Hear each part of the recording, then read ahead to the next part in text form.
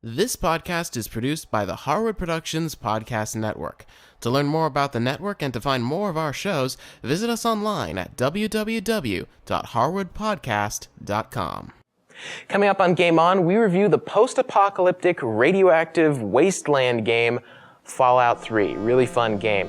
Now, I know, I didn't read the fine print on the label. The disc itself is actually highly radioactive, and this is what happens, so... What?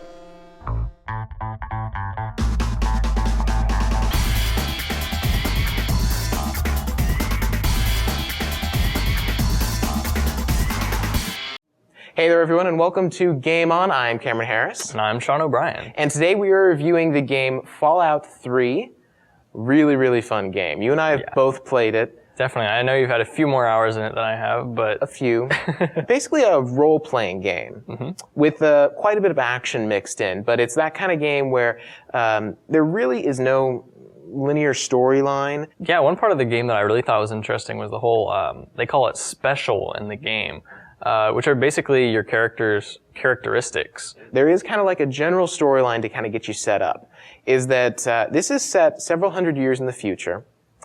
In sort of an alternate world where there was this big, huge war going on, and basically all of these nations fired off their atomic bombs at once, creating basically worst case scenario, basically a complete nuclear apocalypse.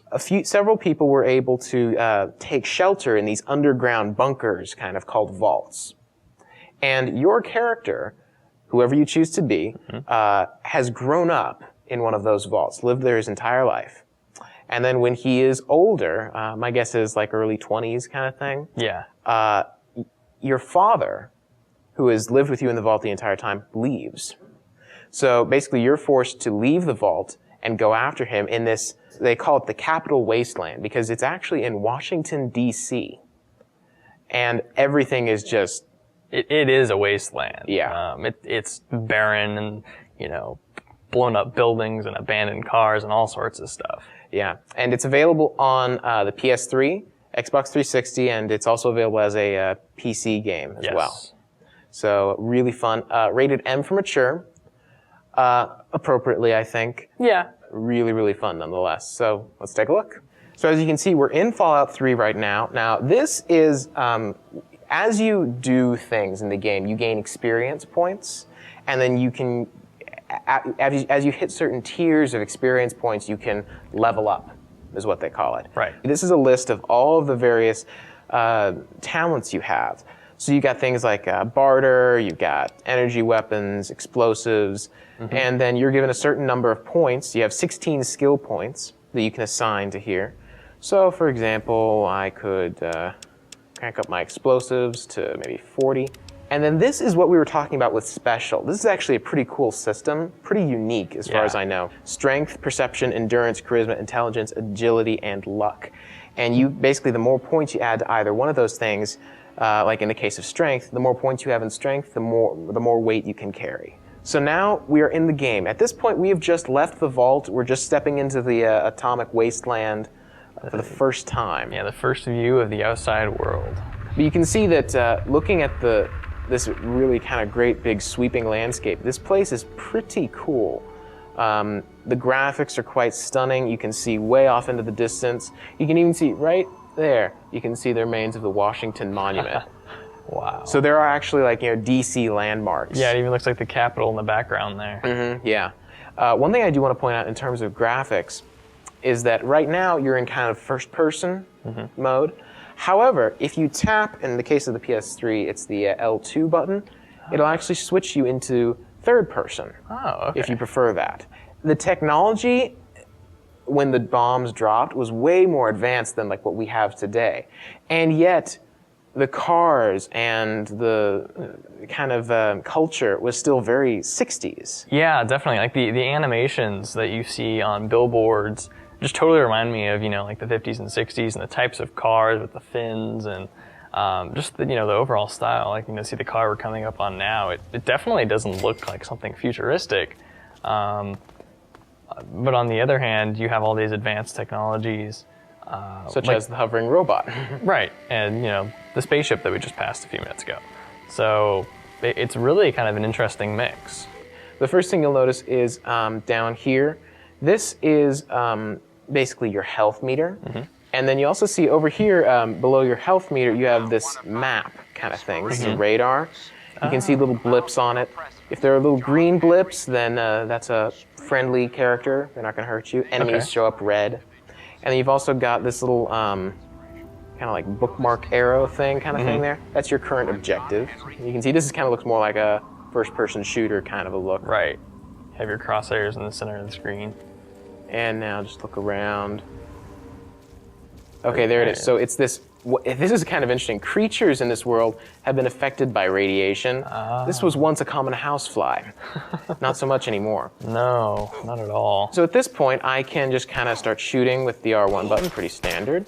I can also hold down the L1 button to aim. I move slower, but I'm more accurate. Okay. Or there's this system here, which is called VATS. When you hit the VATS button, what you do is you enter this kind of zoomed in mode on your opponent. The game freezes and allows you to choose. If you have multiple enemies on screen, you can switch between multiple enemies, and you can also switch between different parts of their body. For example, I could target his right wing, I could target his stinger, I could target just his general body. And these percentage points are how likely you are to hit that particular body part. Right, so the accuracy, basically. Right. So now what I can do is I can actually just hit the fire button and kind of queue up different actions. And you see down here where it says AP, those are your action points. The more of those you have, the more stuff you can do in VATS. You can't just line up 50 shots. Right. You'll run out of action points. So I could go ahead and just queue up a couple shots there. I can do up to 4.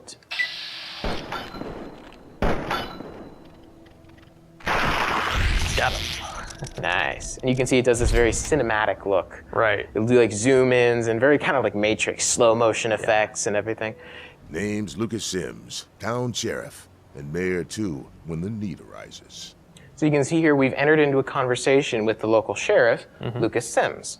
So now what we've got is he's just said something, and now we can respond in several different options. This is pretty typical of a role-playing game. Friendly and well-mannered. I think we're going to get along just fine. And also, depending on what you say, definitely reflects on how the other character will respond. It does, yes. So if you're trying to get something from them, you don't want to be rude. So at this point, I am in this grocery store, and you can see looking in here, we've got people in here.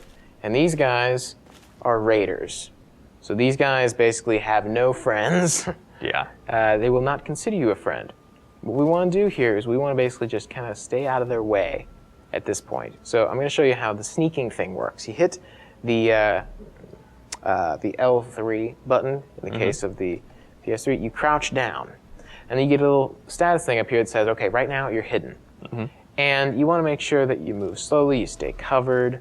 If someone sees you, you'll get like a caution thing if they kind of think they heard something, they're investigating, and if it says danger, you're not hidden. You're exposed. You're out in the open. Let's take a look in here. Crouch down. No one's going to find me in here. Now you can see here we have, here's a new weapon, a laser pistol. So we can take that laser pistol and some ammo for it, energy cells. Nice. And, just in the nick of time too, because this guy here just spotted me. So, I'm going to switch into my weapons thing here. And this is what's kind of interesting. To switch weapons, you use the arrow keys. Right. But you can actually customize what arrow key does, switches to what weapon. So for example here, the laser pistol I don't have assigned to anything. I can go ahead and assign this to the left arrow key. Okay. And then I can take my pistol and assign it to the up arrow key. I'm going to go ahead and enter VATS. And now, looking guy. yeah. So you can see here, I could go for torso, easy to hit, doesn't do as much damage. Headshot, very difficult to hit, but does a lot of damage. You can also do more specific things. For example, you hit him in the leg, then he'll move slower. Didn't do too much damage, probably because it's just in poor condition, but I can go ahead and do a couple shots here. The action potential or action points to So let's see. regenerate. Okay, so you can see he's getting down there. People will actually start to run away from you if their health gets too low. So let's just finish him off. Slow-mo. And he falls down. Well, that's it for this episode of Game On. If you want to check out our website at www.harwoodpodcast.com, we'll have a link to where you can get Fallout 3 or Fallout 3 Game of the Year edition for yourself, either for, like we said, PS3, Xbox 360, or the PC. Great on all the versions. Absolutely. It's pretty much the same game anywhere. Yeah. And if you have any questions or comments for us about the show, you can send me an email at Cameron@harwoodpodcast.com. Until next time, guys. Game on.